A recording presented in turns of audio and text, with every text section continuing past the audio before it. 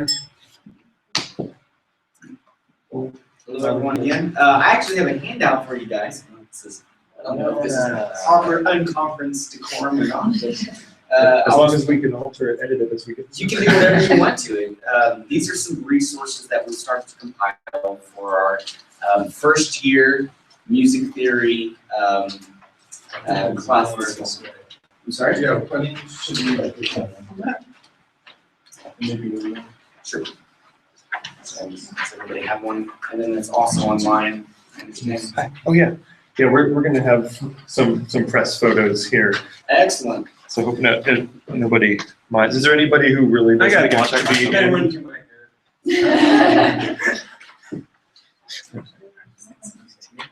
Man. Everybody's got donuts on their shirt.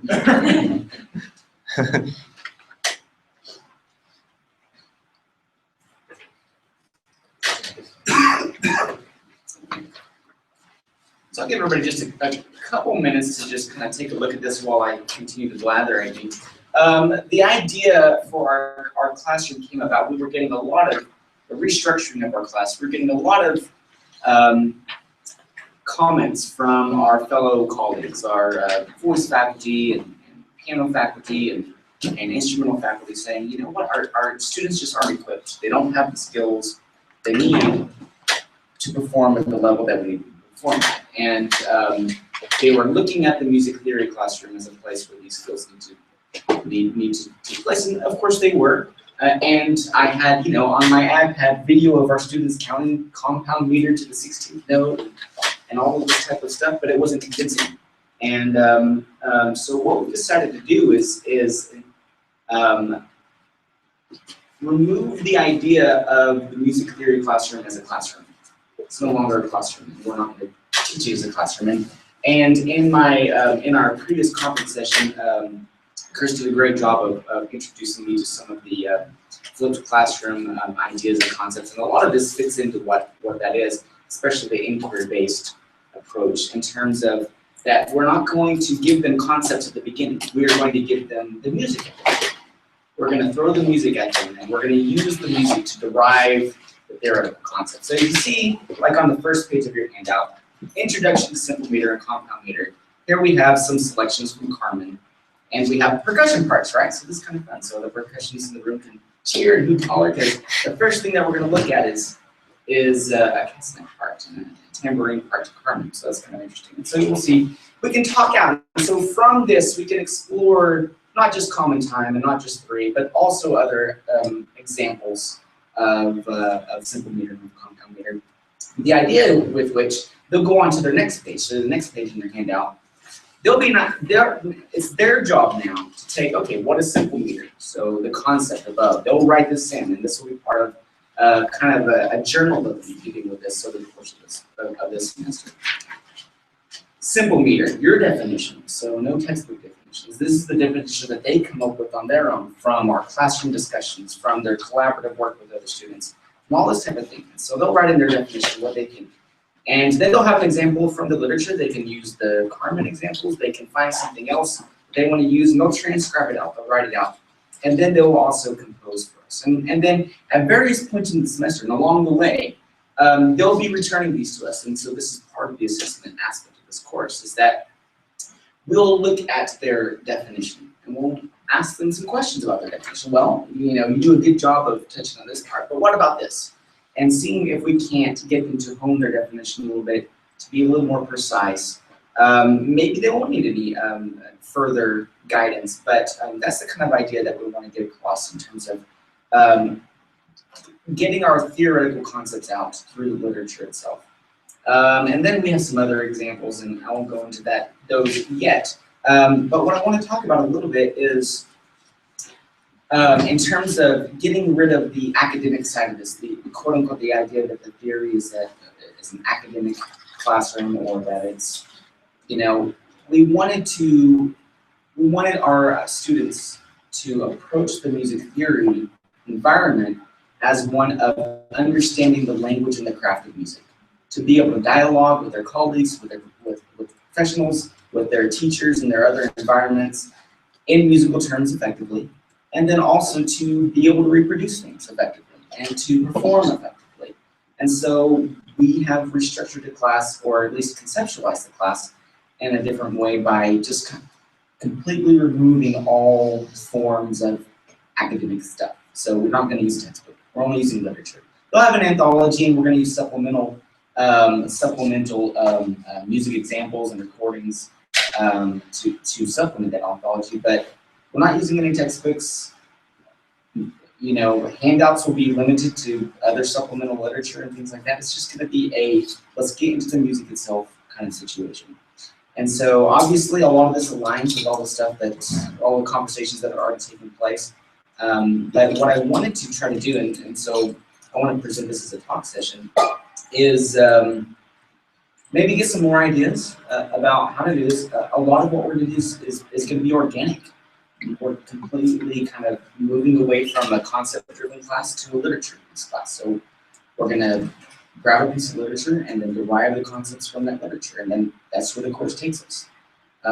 So we don't have a set conceptual goals at the end of the semester that we're going to try to get to, if that makes sense. Of course, over the course of time, we will select the repertoire judiciously so that the concepts aren't too far out there at the beginning. But then the concepts, of course, will get more complicated as they move through the curriculum. So that's the idea. And then the talk session, I hope, is going to be hopefully some pitfalls maybe that are out there that we want to avoid, and then also some other suggestions, just talking about some things that possibly you guys have done in your own classrooms, some things of that nature. So the final 2 pages in the handout involve some types of assignments. So for instance, if we're going to be teaching, major scales, this is first semester theory. If we're going to be teaching the major mode and the minor mode, we'll have them transcribe a piece of literature that is in the major. So in this particular instance, we have the aria from Mozart's Don Giovanni. We'll just transcribe the first 8 measures. And then I want them to learn also, hey, what does this look like in C major? What does this look like in G major? So they'll write those out. And they'll also write in the solfege and even their counting. And then another example later on in the semester is on the back page of the handout. We've gotten to the minor mode by this point. We've gotten to a lot of chromaticism by this point. And so there's this great, in the anthology, some of the canons from the musical offering are in there. So we'll transcribe part of one of the canons there, and then they'll have to write it out. It's originally in soprano clef, they'll have to write it out in treble clef and bass clef. Maybe this leads also into other types of transposition. Well, if you're going to have your band perform this, then, what does the B-flat clarinet need to play? What is the, tenor sax or octave sax need to play? So those types of things. We want to try to get them in real-world situations early on, understanding, of course, that there are other courses where, especially things like orchestration, where they might be doing that. But to have that introduction now, we feel it's important. Questions? Is this different from PBI? There are probably other places that have benefits in terms of framing the structure. Yeah. Because I feel like I have suggestions that I'm thinking, I should say that for the context of session. I should say that for the context of the session. Yeah. So we just see where the conversation goes, and maybe we'll end up replacing that session. Yeah. You've done this for 1 year or 2 years? This, we'll be doing it for the first time. You haven't. So yeah, we haven't done it yet. This is why I'm here. So are you choosing the repertoire with specific concepts in mind that Yes. you want them to learn? Yes. And then I guess how flexible is it? What's the likelihood that we really wanted them to learn these 10 things and they only engage 7 of them, but they learned some other really good things? Or not? And we're okay with that because we're at a small enough school. It's just one theory class, so it doesn't have to be unified across the all the different sections. Right. Theory and oral skills are combined as one section. They're not different classes, so which is really good for us because we can sing every day now. Maybe we couldn't in the other situation. I don't know. I hope that we all try to do so. But we can sing and we can count every day, and we can. One of the things that you said in the previous session, the intro to the flipped class session, was having a good routine. A little routine that begins with singing through, getting scale function in our ears, getting these types of things in our ears so that we can move through it. So we have it's a 4-semester curriculum, and the person that I teach with is a music theory pedagogue, and we have a very good vision, I think, and we're also flexible in that vision. I really like the idea too of having these things as class resources, not just individual resources. Because it strikes me as one of the things you're doing, you said you're not really using a textbook, but each student is like making their own textbook. That's right. They're coming up with a definition, they're finding examples, they're writing their own stuff. And that strikes me as a really great opportunity to crowdsource some of it. Like, I had this example from the lit, I thought it was awesome. But Joey, the coolest example, like, Oh, that's very good. and so you have a pool of resources that the students have created, so they have a sense of ownership and contribution. And it also gives people lots more examples, so they won't just have one example from the lit, but one, each person is having an example too. And that's what I really liked about, in terms of this collaborative aspect of the classroom, the flipped classroom, is that we're going to get together and go over their definitions, create their definitions together. And I hope they're not worded exactly the same. You want them eventually to come to and hone it. I mean, our understanding of concepts change daily. Every time we approach it, every time we approach a piece of literature and reapproach a piece of literature, we're looking at it in a new way, and we're reforming and reevaluating our knowledge and our conceptual understanding of it. So why not have them do that too, instead of giving them a set definition of this is what this is. I'm just thinking about some of the practicalities in terms of the assignments you have set up here. If they're not in class, then how they would work in the sense of your definition or so many definitions out there. Right. You know that they're not just going to copies of them defined or even, Well, yeah, that's your how are you going to push that? that's very good, and I've gotten pretty good at figuring out whether or not a student's words are their own. You guys have- But even if they can notice, if you have a quick 5-minute quiz right before class, like you tell students, you're gonna have to write down your definition of compound unit. And they come in, you have a little sheet of paper, a room rate something, and you can just do a check for completion. Even if it just regurgitated it, at least they have it memorized. And we've talked about that. We're calling them quick fire quizzes, 5-minute quizzes that take a minute class. I'm sure you guys do some of this. Okay, guys, write out your E-Flasco. These types of things where they have to have that knowledge immediately, so that the term professor can't come to us second semester. Hey, Susan can't play her minor scales on her. Why isn't this type of thing? Which all of course is art. But yeah, I'm just saying, like, Yeah. but when that comes up, I'm always like, well, who said the admission requirements? Right. I mean, I think we should be sharing some of that responsibility there, but yeah, to the extent that someone tries to funnel it off into theory as a theory thing, I think we should have a little bit of a discussion about where the responsibility lies there. I tend to actually have them bring in their instruments to help transfer those things they've already learned in their instruments into the written and the conceptual, because often what happens is that, even non-musicians have a lot of these concepts in here without terms and without nuance. Right. And then the admitted music majors tend to have even more of that, maybe with some terms, maybe with some sloppy terminology, or without the shading of nuance that help them engage in some of the things we're going to walk them through. So bring that in, and then even if they're copying a definition from someone else, when they bring that in and have to discuss it or defend it or debate which one is better, it maybe that definition doesn't actually work. I thought it did, but they have experience with this kind of music where that definition is completely inoperative. And then you find, hey, maybe you can't trust everything on the internet, so how do we know what to trust and figure it out, filter it? And that's a good overall educational agenda to have students do that. It seems like, so with the idea of this going beyond the classroom, one of your main goals is that people connect with the learning in your classroom to everything else that you do. And obviously ownership is a big part of that, and I think you're doing a great job of that with asking them to come up with definitions and examples and things like that. I think that another important piece can be repertoire.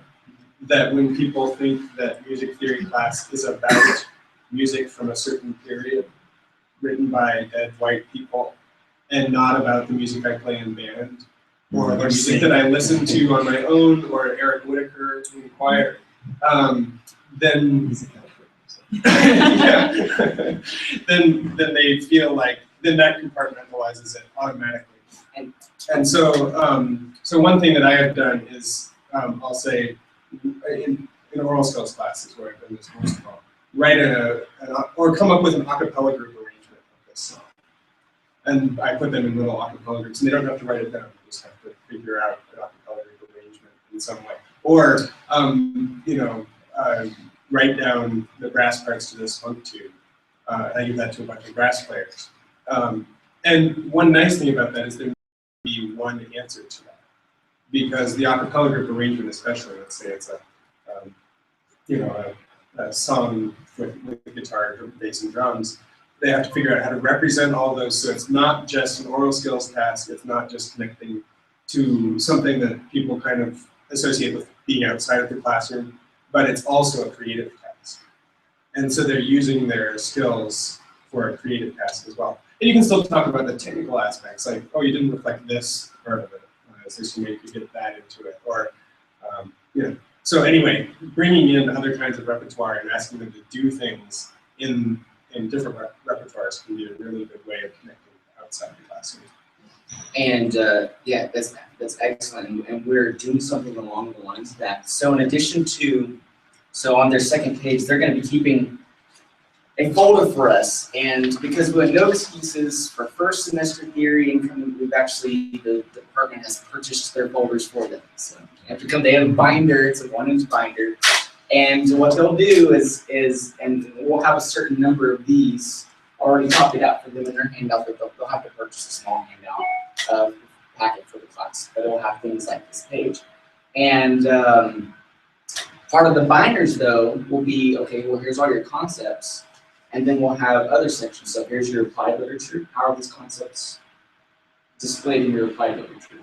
Here's your ensemble literature. Where are these concepts applied in your, and they'll have to, I don't know, photocopy a page, or I don't know if we've exactly figured this part out yet, but they're gonna have examples from their other ensembles. And of course, we're going to integrate everybody here, and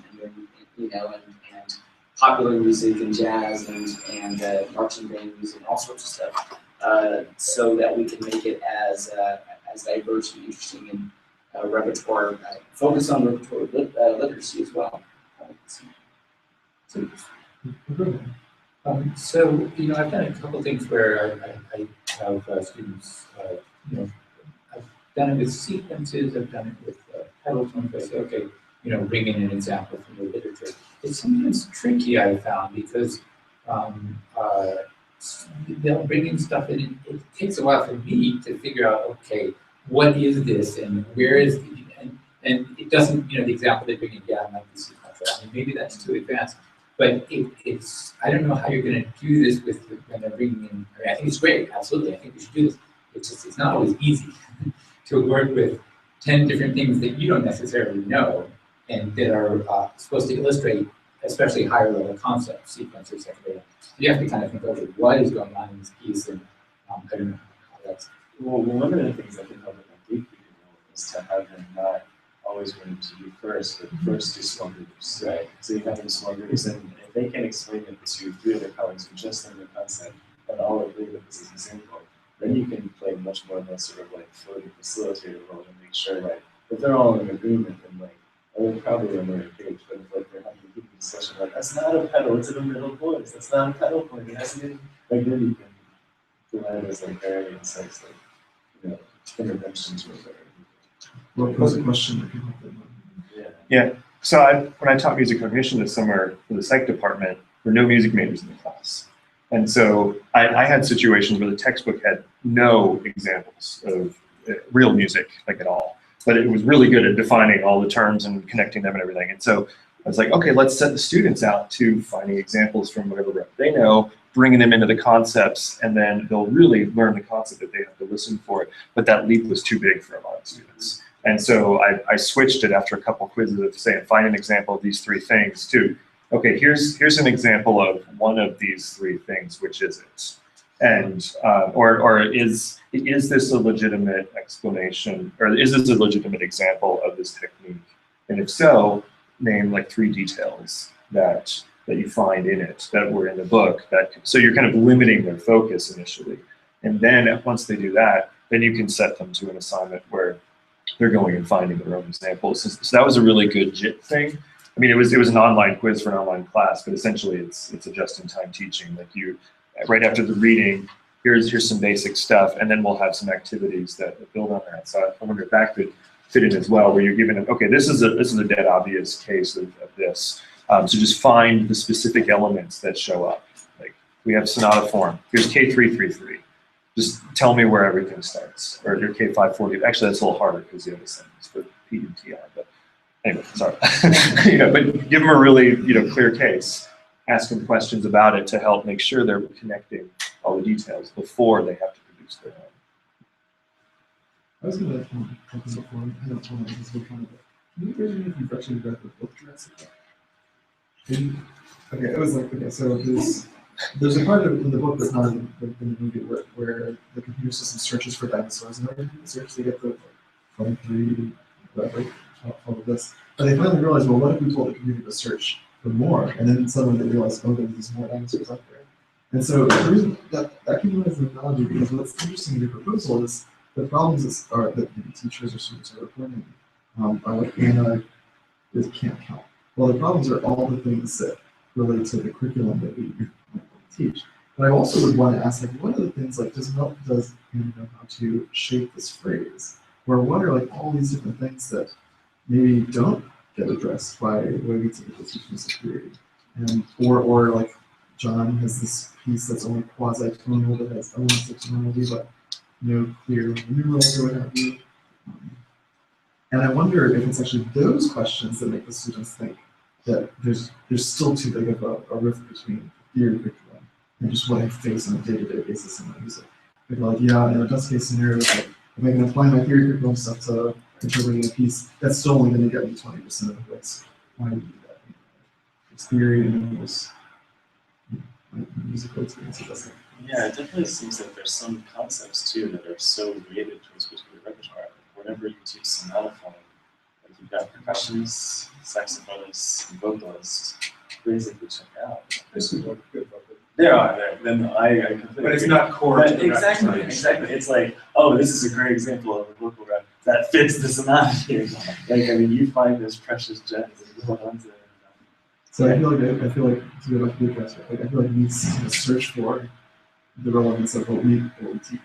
But I want, what if you flip that perspective and say, really, what do the students on a daily basis need? And so we might have a platform that sort of addresses some of these issues.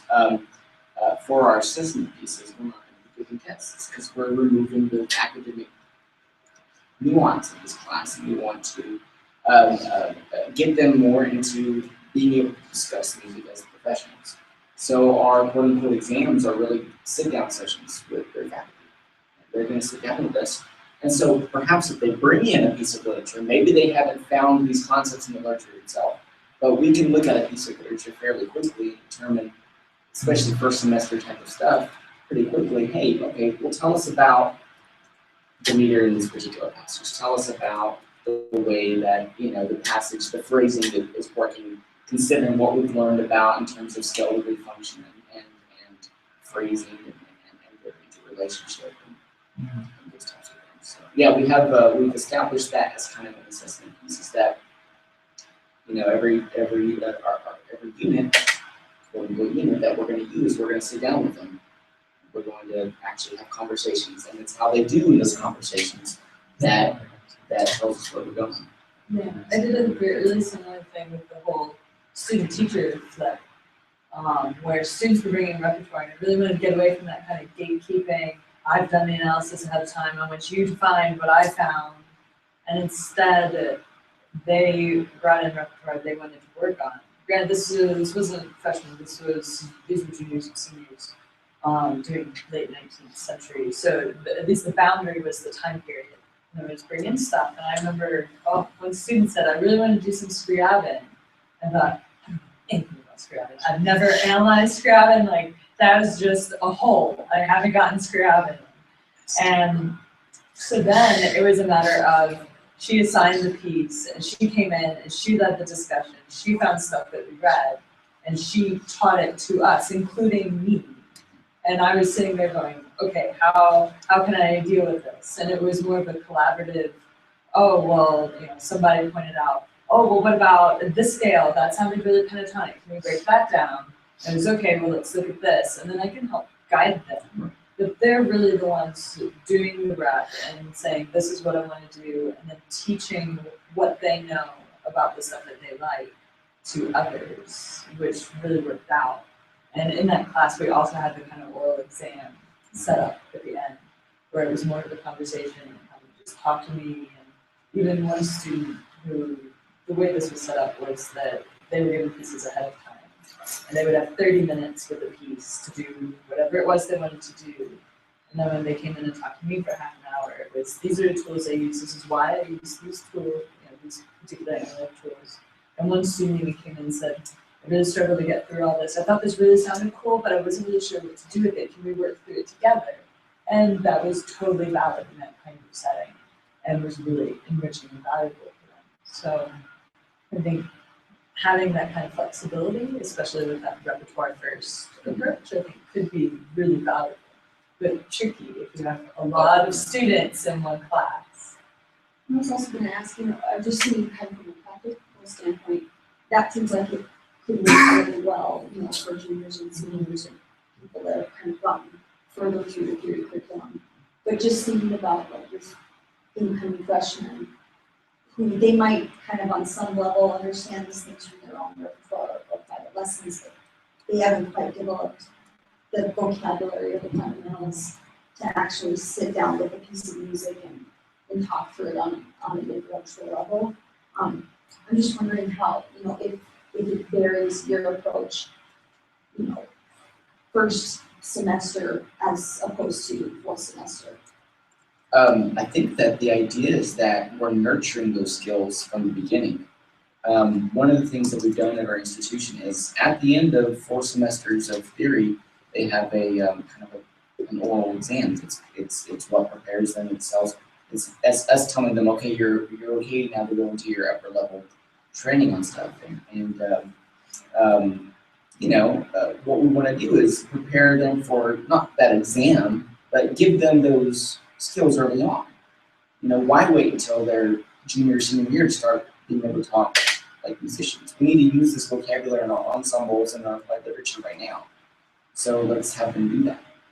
So like a freshman who hasn't heard about, compound or something. Sure. You first kind of get at that through the literature. Through the literature, yeah.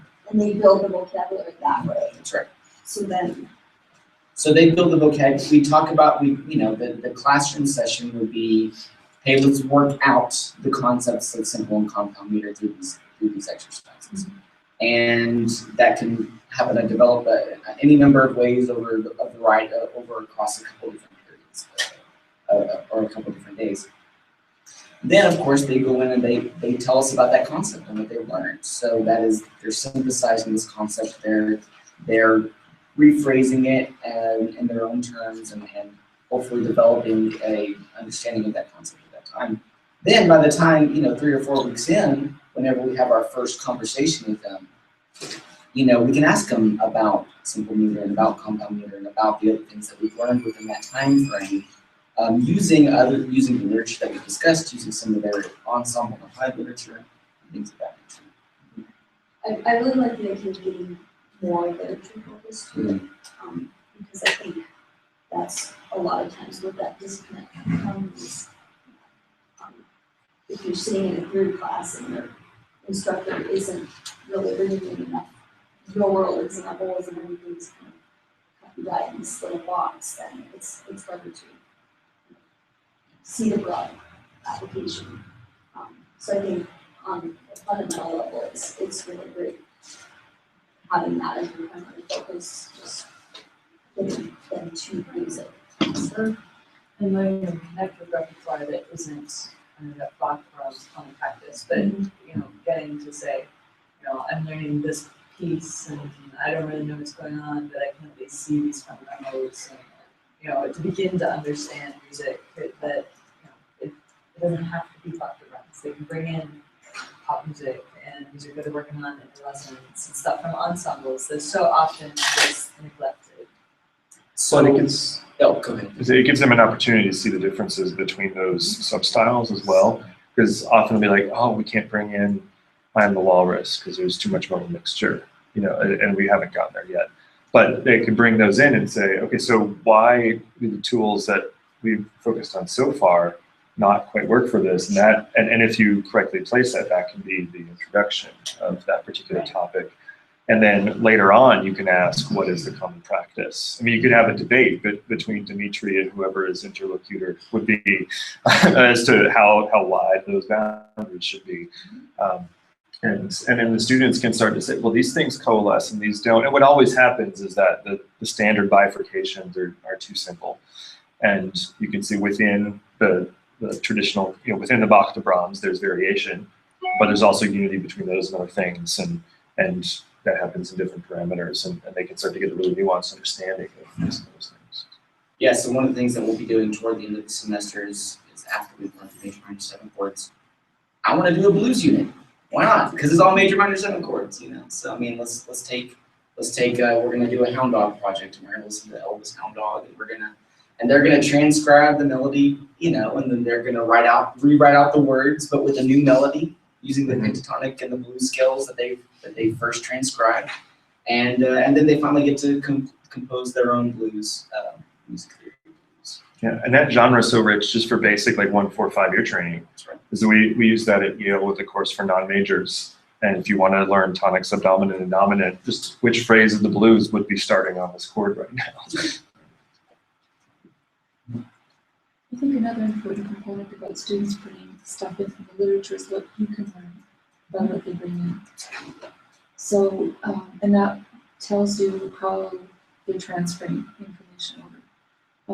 And so something might be a little bit too advanced, but something might be actually completely wrong.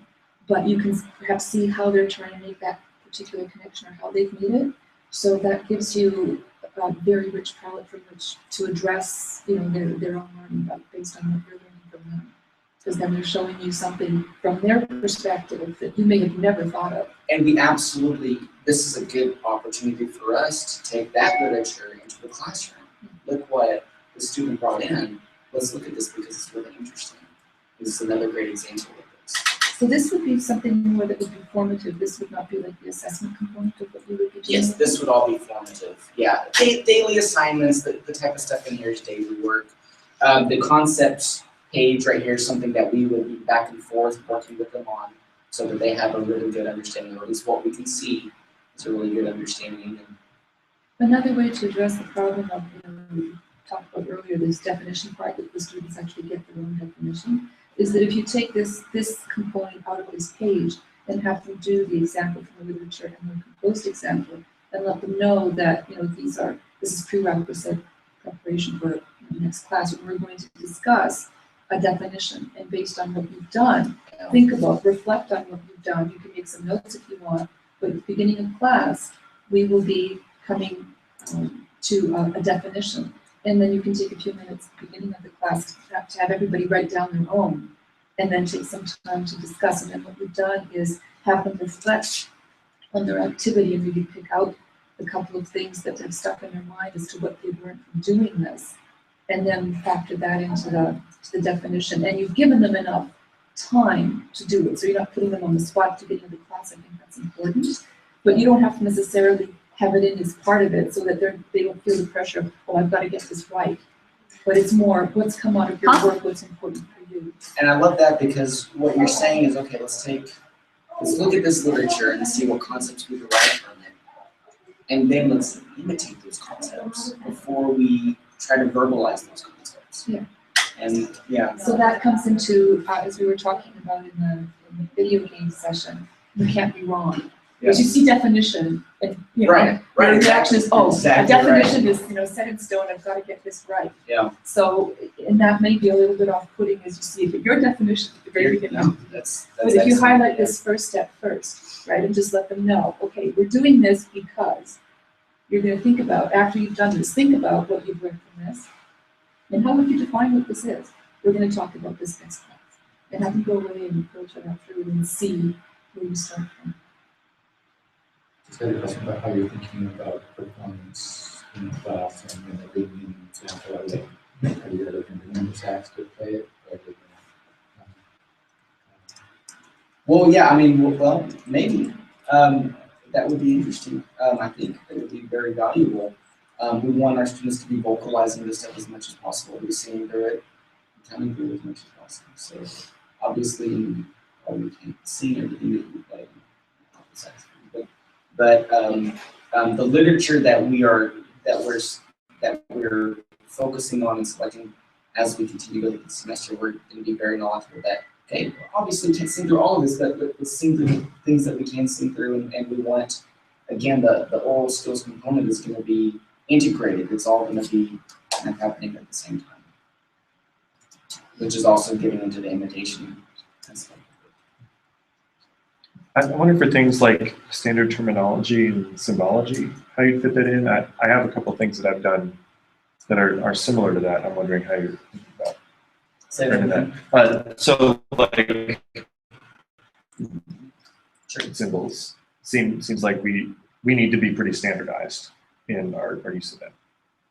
So how does that play into the student-centered or inquiry focus here? And as we're developing this, my initial impression is, okay, well, we're working on triads. Let's see what a triad looks like from all of these different time periods. So we take a lead sheet and look at a triad, and we take some figured bass and look at some triads. And hey, there's no figure under this. Oh, the triad's assumed, you know, and then we can look at an Alberti bass, see the triad manifested, actually, you know, written out as opposed to placed within symbols.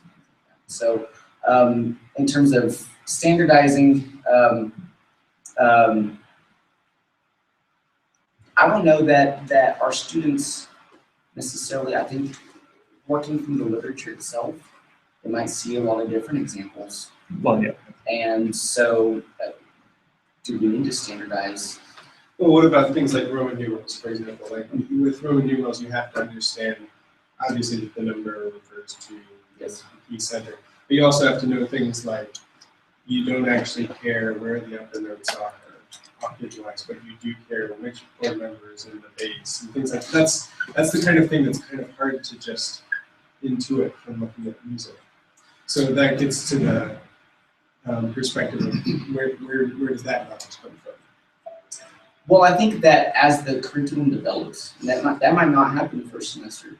As the curriculum develops, it'll become more theoretical. Roman numerals are theory, yeah, I mean, we understand them within the practice, but and so, you know, as we get into the second and the third and fourth semesters, the conceptual framework is going to be much more theoretical than hands-on active. Okay.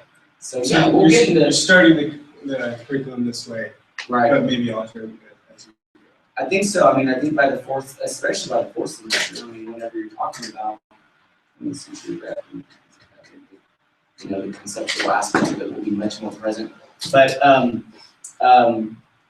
would also say this in terms of, you know, we're going to be talking about the phrase structures and the function of the Roman numerals and all that. So we're placing it within the performance mindset in terms of, okay, well, the reason we need to understand 1451, the reason we need to understand the function of these Roman numerals and why they're important and why they're helpful for analysis is because they help us in terms of knowing how this music progresses and how it's supposed to sound. So how would you deal with that in a student first scenario? Especially because you'll have someone who says, well, in my high school. Yeah. Well, that's the same thing with figured. I got a good story about figured bass later, but.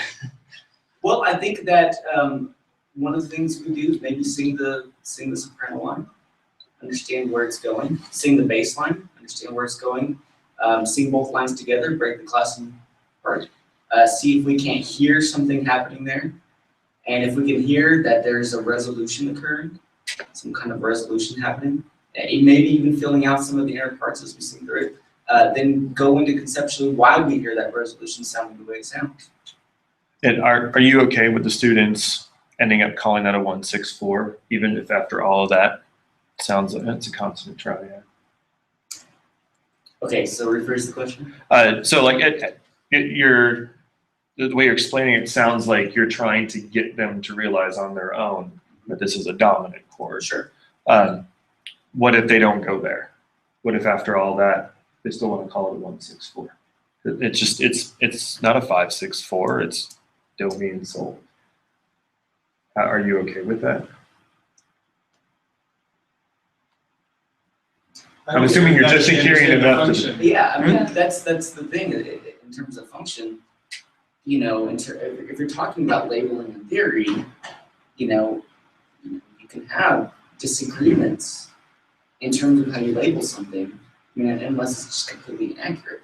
You can have disagreements with how you label something, so long as that you understand from a performance aspect and from a musical aspect, from a musical conceptual aspect, that this is going somewhere and it sounds the way it does because we're leading to the conclusion, the authentic cadence there. Now, would you require some self-consistency among the students as they have some difference in nomenclature? For example, if you are going to, like if they say that's a 1/6/4, well, that means that every chord has to be labeled with its verticality and not what it's an embellishment of, and there would need to be an extra layer of syntactic analysis because now the Roman numerals are not telling you function, they're telling you identity.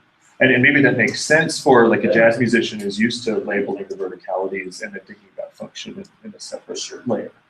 And these are excellent questions because it goes back to the idea that what we're assessing in the end is their ability to communicate effectively. You know, how they do that might ultimately be up to them. I mean, do we want them to have consistency? I don't know, because if by changing the way they conceptualize it, they're growing in their intellect and their understanding of it, that's a good thing. Right? So I don't necessarily. Well, I'm worried more about consistency and like we had this very discussion when Nancy Rogers was here last year, and she was parsing out linear versus vertically oriented approaches to tonal harmony and the desire to, as you mix resources, to keep some theoretical consistency so that you're thinking in much the same way. So I'm thinking not so much like one semester they're calling it a 1/6/4, but then eventually they say, oh, that's a 5/6/4 or a CAD 6/4. Yeah. As much as I'm thinking, well, if you're going to call this a 1/6/4, well then this chord over here, this situation over here, we need those to be consistent because then, and maybe this is actually something you point out to them. Say, okay, if you do this, you're taking a linear approach. You're describing, and you do this, you're thinking in terms of function. You do this, you're thinking in terms of verticalities and labeling verticalities, and not so much analyzing, just identifying. And there's a mixture here. Can you settle on one? I mean, maybe that's the approach. To say, okay, I understand why in each of these isolated situations you're doing that thing.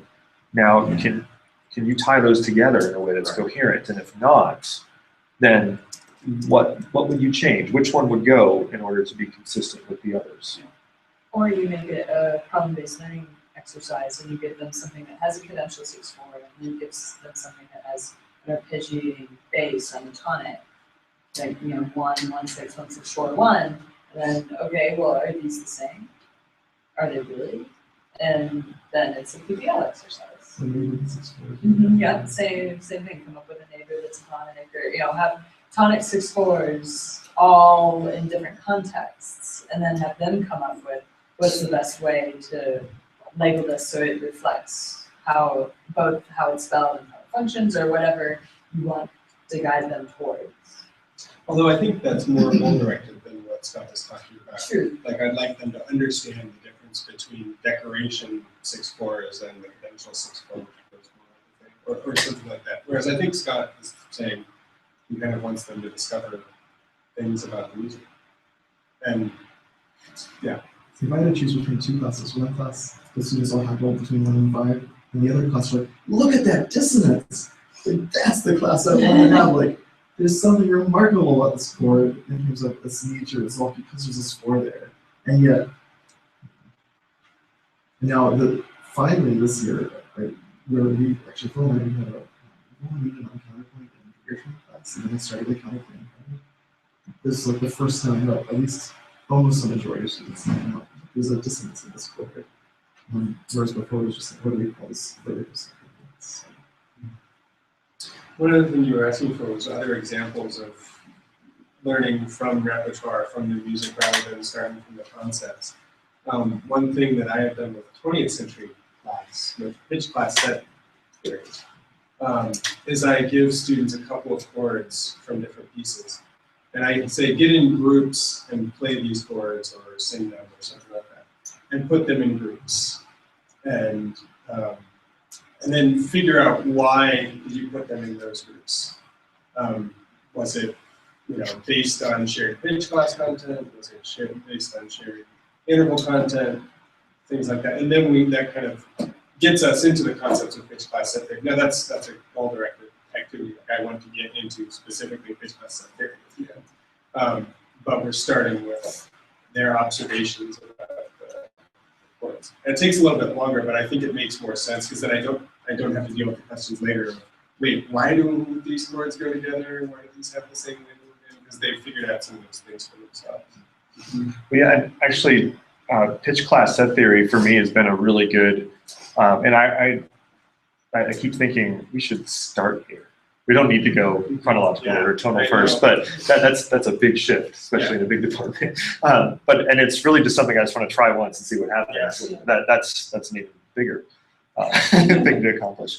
But when doing set theory, in sophomore theory, I don't need them to come to a point where they are really super competent, fluent in all of these things. I really want to get some exposure and familiarity and what of those techniques you would use for what. And then if this is something they're going to dig into, there's an upper division class that can be the theory elective and they can do it in graduate school. I'm not like, you've got to be able to do all the Fort labels for this piece by the end of the unit, because we have like 5, 6, maybe 7 weeks. And I also want to get some WC and some Stravinsky and other things, just kind of get them thinking about a lot of this stuff in different ways. So often I will give them some information about set theory, but it's after they've done a couple of analyses and before they do a couple more, so they get some practice with it. But I'm not testing them on that specifically. I've tested them on, can you speak intelligently about pitch in some post-tonal context is kind of what they're assessed on, and they can choose to go with WC or to go with some. I haven't done any jazz-related stuff. We got some minimalism, and we've got some Webern and Schoenberg in there.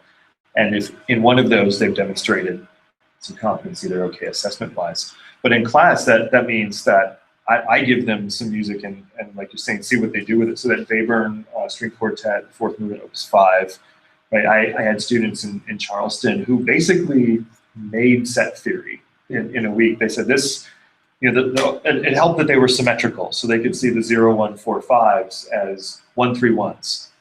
And then the 0, 4, 6, 7 that comes later is a 3, 1, 3. These are related. And that's something actually set theory doesn't give you that relationship, but it's in the music. It seems to make sense. And they came up with names that were interval based, actually interval class based, that were related to the sets. They were tying the right sets together. They just did a different nomenclature for it. And then of course that made it really easy for me to say, because I picked a pretty transparent example. Okay, here's what we call this in post-tonal theory. Your 1, 3, 1, take the first note as 0, and then just do those intervals, 0, 1, 4, 5. And that 1, 4, 1, that's a 0, 1, 5, 6. And then they started to get it. It was kind of cool. And we had a lot of time. We spent a lot of time on that one piece. I think 5 days of class on that piece to get everyone to that point. But I like the idea that they're really to understand the music, to be able to engage with it as good musicians. They don't need 0, 1, 4, 5, but they need some kind of version of that. And the 1, 3, 1 was enough for prospective band director, music therapist, performer to deal with the music. Maybe not a prospective theorist. If I had someone wanted to be a theorist, like, okay, now I need you to learn this terminology because you're going to need this in grad school. You're going to need it if you're going to grad school. So let's talk about this. But for most of them, calling it a 1, 3, 1 is just fine. One thing about this is, I was thinking, why does that work well with inquiry-based learning, essentially, and some other things do not? that's basically fundamentals right there. That's just, you're learning a labeling system. I was thinking something that this works less well are things like sonata theory, where basically it's a stylistic generalization. You can give people a piece and say, figure out what's going on in this piece, and that's a sonata form. But they're going to be they're not going to know the stylistic norms from the idiosyncrasies of that piece, or based on, maybe won't know to separate the P and the T, or maybe that's not important anyway. But, things like that, you really need a broad stylistic background to understand what sonata theory is. And so I wonder if there are certain concepts like that where we should just say, well, that's something where they're going to need an introduction before they look at repertoire. Or, Basically, anytime there's a stylistic aspect to it. or a few minimal concepts. In this. Right. I'm thinking as this discussion going on, about, getting the, for each concept might be different, but the optimal number of not just one piece, like, 3 or 2 or 4, whatever that, depending on how big a chunk you're looking at, so that you have the comparative basis of saying, okay, it's here, it's not here, whatever it is, and you can say, oh, this is one way these things are happening. And so Yeah, and that's where like you pick the right first couple pieces, and you can get them little by little into, like with set theory, starting with that Webern where most of the sets are symmetrical, and then going to Nacht from Pierre Lunaire where they're almost all in the same inversion.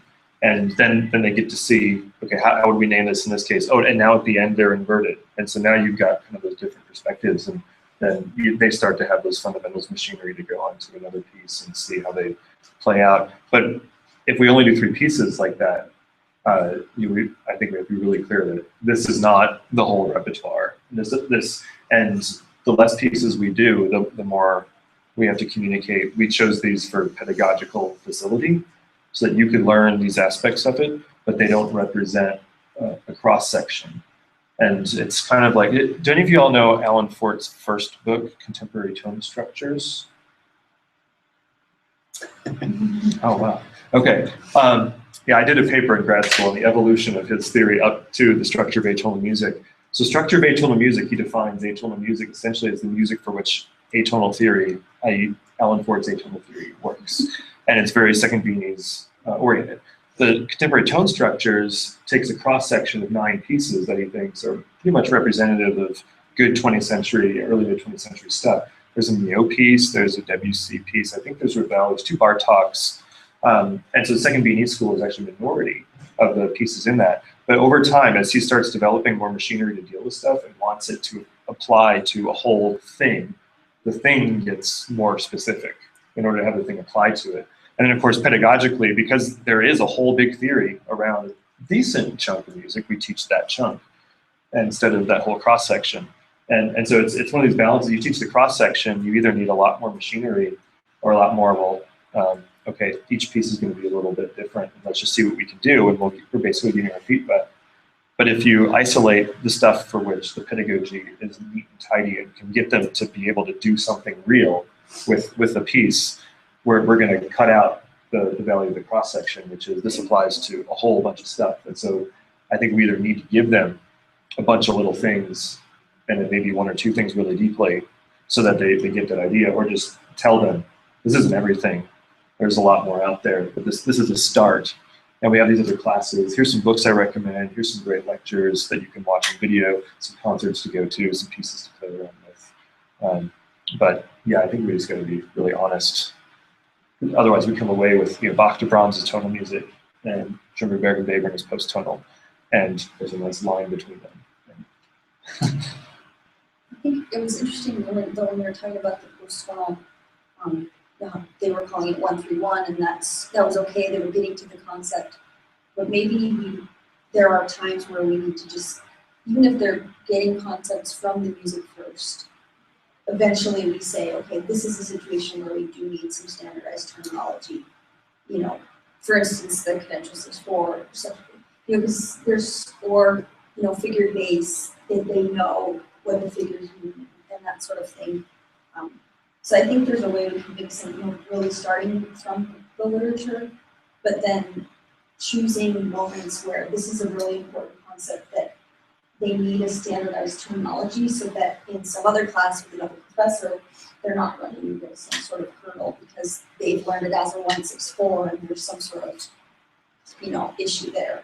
So, That's like, if students have had either an experience or an encounter with something that you give them the term, it'll stay. If you give them a concept, it's not like they'll find something that's, I don't know. it's like, Yeah. so, starting from the literature, even if at first there's all sorts of different nomenclatures flying around, that's fine as long as then, you can follow it in. So, I think oftentimes it's pretty easy to do. It's, okay, you understand this concept. Hey, guess what? We call this yeah, exactly. Right, I mean, name drop done. exactly. It seems like at some point there's this like gateway into the discipline.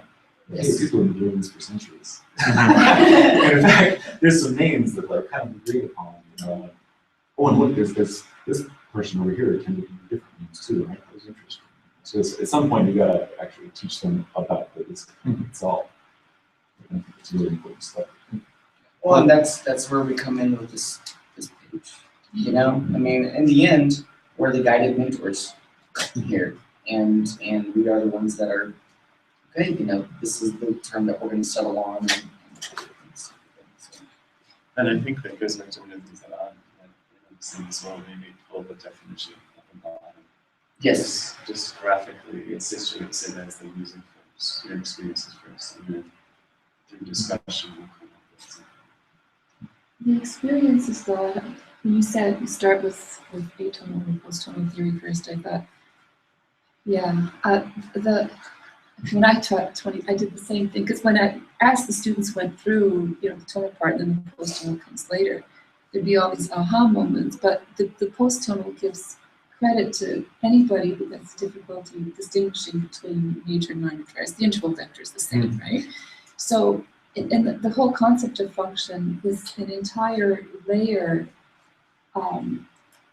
above what these 7 notes do. It's like, it's a mind game, really, right? That you're trying to train students how to hear.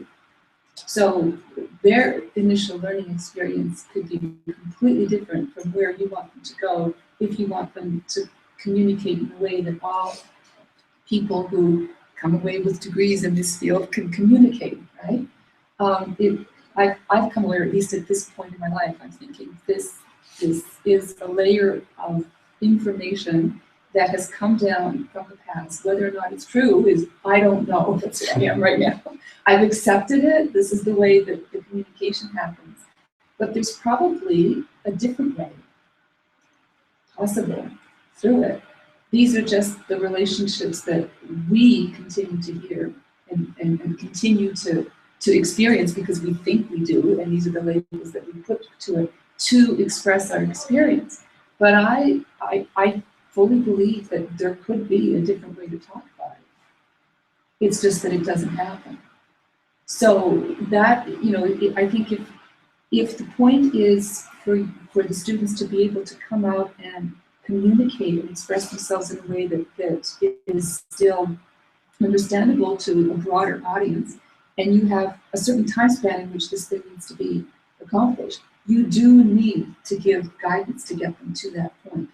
And it might, in some cases, be more than you might want to be really wanting to do because you've got timeline. Well, and we have the concepts for us as educators. We have the concepts mapped out. It's not that they are coming up with labels for things. I don't know if everybody's understanding that. They're not coming up with labels. Yeah, I put that out just because I don't think you should feel badly or whatever if in fact you find yourself doing a little bit more of the guiding than you might think at the very beginning now, and it's kind of all open as you go into this the very first time. Right. Because I think on the other hand, at least in my experience, students appreciate that.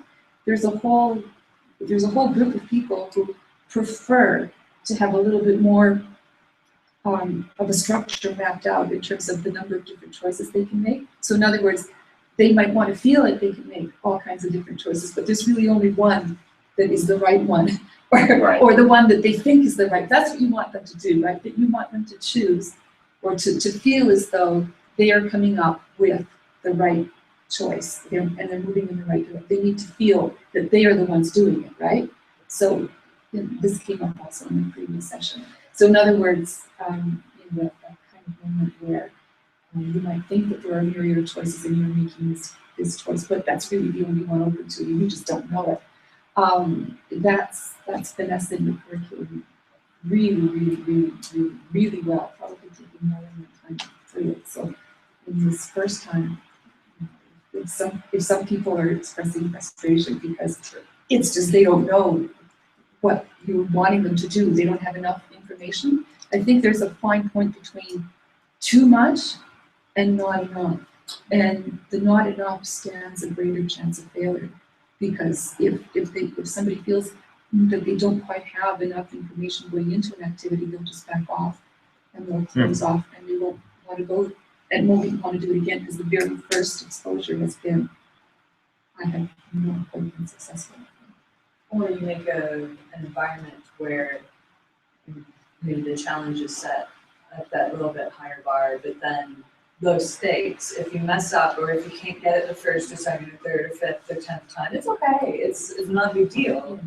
And if you set up that environment and that expectation of this is okay, or even this is encouraged, then I think you can get away with doing that. There are situations where the students will bring in higher stakes, and that's something where we need to really focus our effort on helping them. And those are often the students that are easily left aside as we're focused on the students that are having more trouble with the content. But if we really are thinking student-centered, it might actually be the students wrestling with the content are just fine with the process, and they just need some time. But we really need to go to those students who are getting it just fine, but feel like they're not, and are starting to shut down, and deal with them as students.